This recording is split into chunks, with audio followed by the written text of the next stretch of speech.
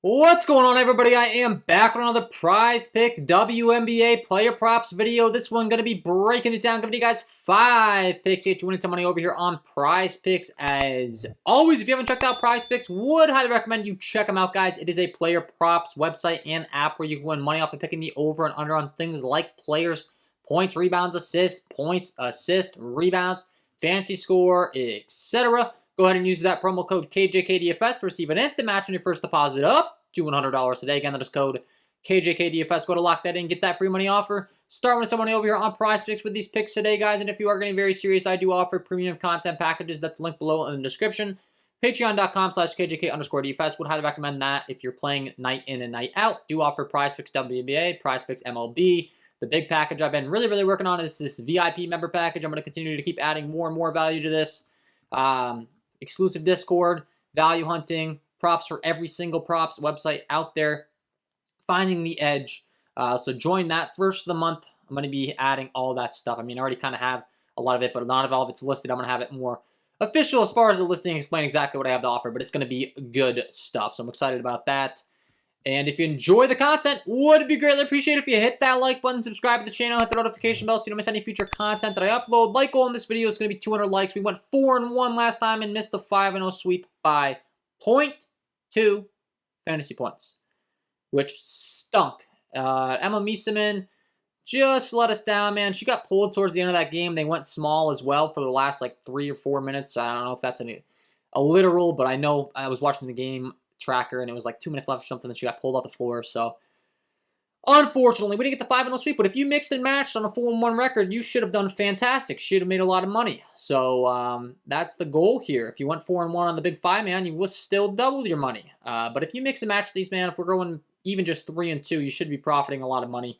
That's what I'm trying to do. Obviously we want the 5-0. I'm trying to go for the sweep here, man. I'm grinding for that sweep, looking to stay hot here.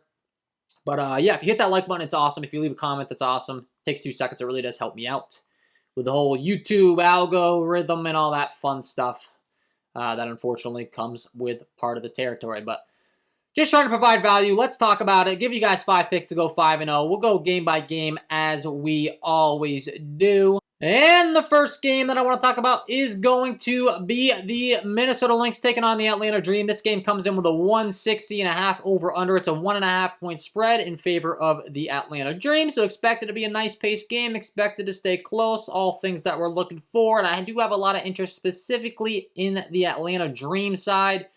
Dealing with a few injuries, there's going to be no Durr, no Billings, no Coffee for the Atlanta Dream. So there's some nice solidified minutes and some nice fantasy point producers. And it all starts at the top with Miss Ryan Howard. She returned from injury, and I think that injury was kind of holding her back a little bit. Not going to lie, she looked real good. I think she's going to look really good going forward, and her underlying metrics imply it. And I want to jump all over this 28.5 fantasy score. Has only hit in 2 of the last 5, but keep in mind, like I said, I think she was dealing with a bit of an injury. I think she's back to full health. She put up 37.7 in her first game back, and I'm expecting more of the same here. The underlying metrics are fantastic. The minutes are fantastic. She's going to play lots of minutes. Looking at her last game, as far as how she was able to get the job done, you can see 34 minutes. She put up 14 3-point attempts. She took 30 shots. So yeah, that's pretty good usage. And she put up 6 rebounds, 3 assists, 23 points, and 1 steal. So Ryan Howard is going to lead this team in usage, to say the least. The young talented rookie, and this is just a no-brainer for me, man. I like the over 28.5 fantasy score, but it's not just the points. The steal metrics are also fantastic. The block and steal metrics. She's got a 2.1% steal metric, a 2.4% block metric, so she gets lots of blocks and steals. Those are big time. If you've watched my content before, you know I talk about it all the time. The blocks and steals are really big. I should just make a t-shirt at this point, like something like blocks and steals matter or something with a WNBA logo. I don't know. But I'm just saying, man, it's big time for the fantasy score. She put up 37 last time out, and she only had 1 steal. Typically, she's going to rack up a lot more than that. Only 1 steal the time before. You look at her underlying metrics, though, typically she's going to be doing more along the lines of 3 blocks, 2 steals. You can see in this game, she had 1 block, 2 steals in this game, 3 steals, 1 block, 2 steals, 1 block, 1 steal, 1 block, 1 steal early on in the season. Like I said, I think she went on a little bit of a drought here. She was only playing like low 20s to upper 20s in minutes. And I think that was due to injury, man. Like, there's no other explanation. Her productivity just absolutely just dipped down out of nowhere. It made no sense. And then it was announced that she had an injury. She sat out for a while. Now she's back. Makes a lot of sense. She was dealing with some nagging injuries. So I like the over 28.5 fantasy score here for Ryan Howard, pick number 1. And pick number 2, we're going to be going down to her teammate in Miss Cheyenne Parker, with there being no Monique Billings, no Durr, no Coffee, and them having to take on the likes of Sylvia Fowles. I expect them to really need Cheyenne Parker to play some minutes here to be able to hold it down. She's the only one that can really compare in height. And she also is a fantastic fantasy point producer. Also, I think she's going to get a nice bump up in minutes here. Looking at Miss Cheyenne Parker's game logs as far as how she's been faring as of late, how she's getting the job done. 32, 30, 33, and 29 minutes the last 1, 2, 3, 4 times out. So I'm expecting 30-plus minutes in this one, or around 30 minutes. You can see she gets the points, rebounds, and assists, and she does get blocks and steals. 8 rebounds, 3 assists, 1 steal, 12 points. The time before, she had 8, 4, 1 block, 4 steals, 10 points. That's kind of what I'm expecting from her. I mean, 1 block, 4 steals is a lot, but still, she's able to contribute with those blocks and steals pretty consistently here. And her metrics do support it as far as on my advanced metrics hub. And 26.5 fantasy score. I do like the over. She's hit this in 3 of the last 4. I think she can crush this. Her upside's massive. Also, these are great matchups as well. I didn't mention it with Ryan Howard, but I should have. Their opponent is 11th in the league against her position, as far as how the Minnesota Lynx grade out against her position. And then Cheyenne Parker, it's not much of a different story as well. They're pretty bad. 8th overall in the league. There's only 12 teams, so Ryan Howard, they're 2nd to last in the league against her position. Cheyenne Parker, they're 8th in the league out of 12. So great matchups. The fantasy score should be there. The blocks and steals, like I said, and Cheyenne Parker can get the job done in all categories, and they really need her on the floor to match up with the size of Sylvia Fowles. So I think the minutes are going to be solidified. The blocks and steals are there. The points, rebounds, assists, everything we're looking for in fantasy score. And lastly, the line's very friendly, 26.5, similar to what I talked about with Ryan Howard. You know, I'm expecting Ryan Howard to be able to get up there in the upper 30s pretty easily. Cheyenne Parker, mid-30s pretty easily. So pick number 2. We will be rocking with the over 26.5 fantasy score here for Cheyenne Parker. So pick number 1, we're going with the over for Ryan Howard. Pick number 2, we're going with the over for Cheyenne Parker as far as fantasy score is concerned. Pick number 3, we're going to be heading down all the way to the last game with the Los Angeles Sparks taking on the Phoenix Mercury. These are really the 2 games I'm high on, with a 160.5 over-under in this first game, and then the last game, we're dealing with a 166.5 over-under 5-point spread in favor of the Phoenix Mercury. So once again, a very fantastic game environment that's going to be up pace. That's expected to stay close. All great things. And we'll kick things off on the Los Angeles Sparks side, the away side, who just split ways with Miss Liz Cambage, which is a big deal. I mean, this is a high-usage player. Supposedly things weren't going too great in the locker room. Things weren't going too great on the floor.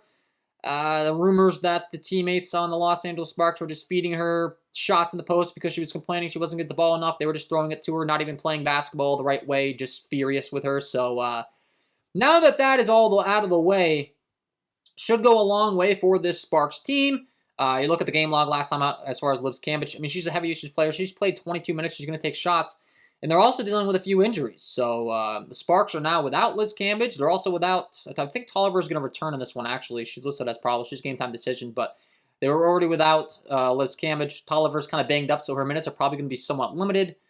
And the usage should go up in a major way for a couple of these Sparks players. So we'll kick things off on the Sparks side with Miss Wnba. We have 2 Wnba on the Los Angeles Sparks side. And we're actually going to be talking about both. But we'll kick things off with Miss Chiney because with there being no Liz Cambage, she's a fantastic rebounder. She also gets lots of blocks and steals, and she's a great fantasy score contributor, and I expect her to get a big bump here. After already performing very well as of late with no Liz Cambage, she's hit the over on her fantasy score in each of the last 4 games. Her minutes have been way up, and I think this is simply way too low over here on Prizepicks. 25.5 fantasy score. She's averaging 25.4. She's put up 41 and 30 in 2 of those games, though, 27 in one of them. And now you take Liz Cambage out of the equation. I think her rebounding upside is going to go up, and she's also very good at racking up the blocks and steals. Her blocks and steals metrics grade out very well for me on my advanced metrics hub. Once again, as I always talk about it, and it is proof in the game logs that that's the case. She's playing right around 30 minutes now, which is a big deal. You look at the game logs. 7 rebounds, 2 assists, 2 steals, 15 points. 10 rebounds, 1 assist, 2 steals, 8 points.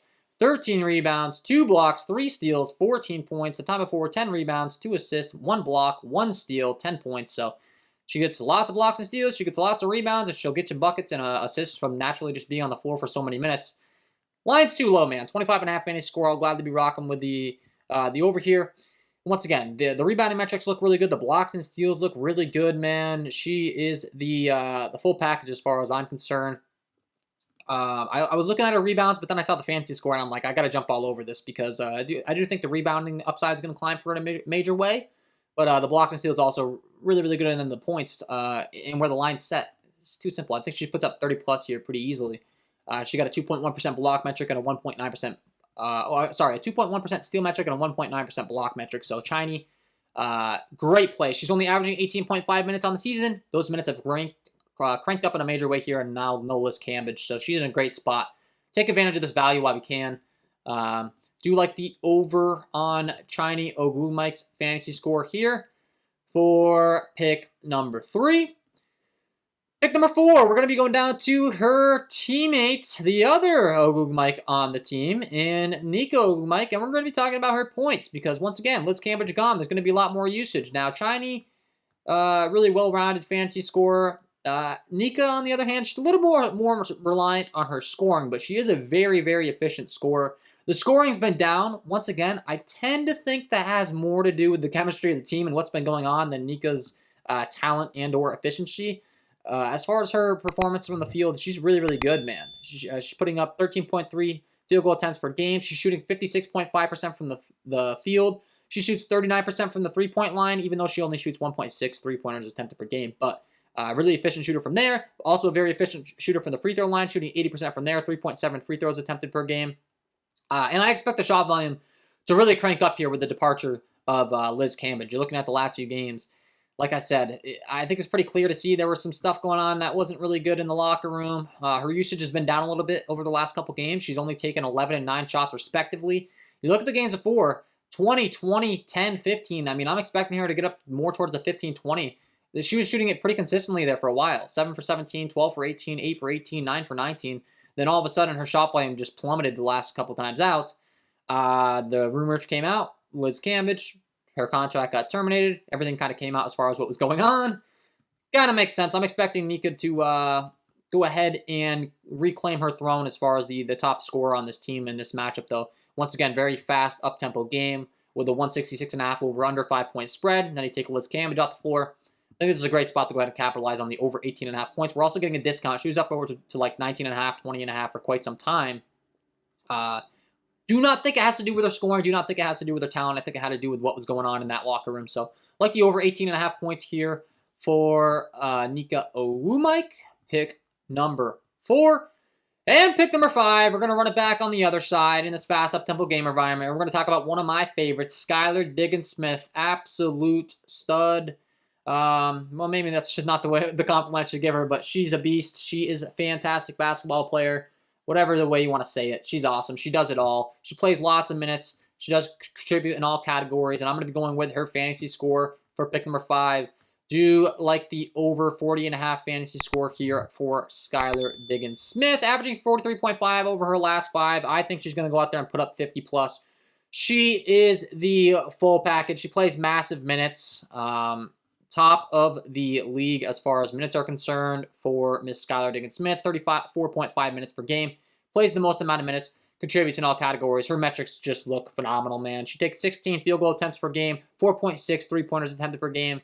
Shoots 43% from the field, only 31% from 3. That could be a little bit better, but she does take 5.3 free throws per game as well. Shoots 84% from the free throw line, 1.7 steals, 0.9 blocks, 2.2% steal metric, and a 2.3% block metric. And she also will get those assists, 5.5 assists, 4.2 rebounds. You really can't ask for much more from Skylar Diggins-Smith. She is the full package. And like I said, I think she puts up 50+ in the spot in a fast up-tempo game environment. You look at how she's getting the job done. 6 rebounds, 6 assists. She didn't even get any blocks and steals in this game. She put up 35 points. She typically will get those blocks and steals. Time before, 6, 4, 1 block, 1 steal, 14 points, 5, 9, 0 blocks, 3 steals, 24 points. The time before, 6, 10, 2 blocks, 3 steals, 32 points.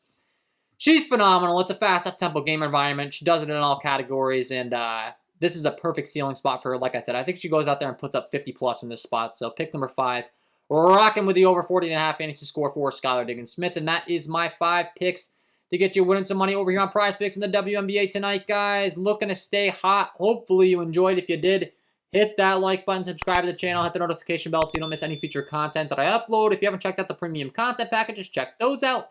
And if you haven't signed up for Prizepicks, sign up today. Use that promo code KJK DFS. Receive an instant match on your first deposit up to $100. Lock in these picks. Get that free money offer. Start winning some money. Let's go 5-0. Let's stay hot. Best of luck on your picks, your props in the WNBA tonight, guys. And we will see you in the next one.